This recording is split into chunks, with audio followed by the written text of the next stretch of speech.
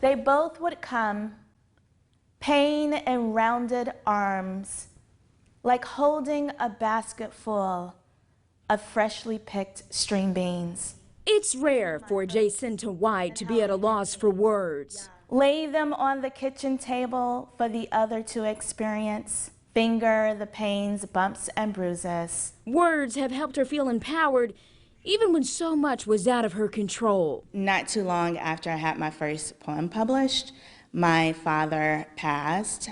He had a massive heart attack, and I was with him.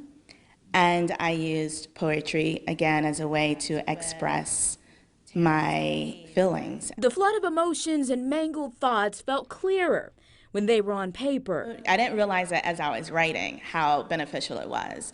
It was after I went back and saw that I chronicled my journey and knew that poetry was a companion, in a sense, on that journey, that I knew I wanted to offer it to others. One by one, they would share their stories, taking turns holding the other's pain. She started the Word Project.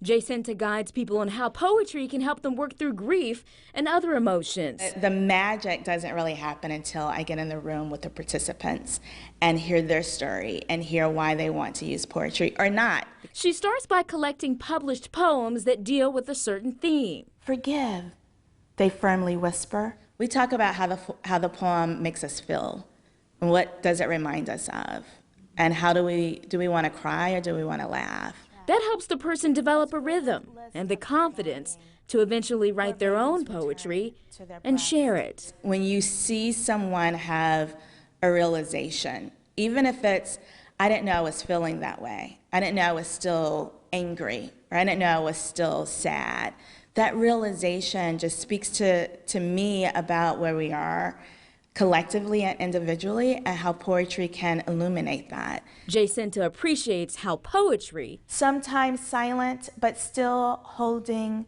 the other's pain, keeps us honest. That honesty helps us to be whole. And so when I see that and when I know that poetry plays a part in that, I know that I am doing what I believe I'm called to do while I'm here.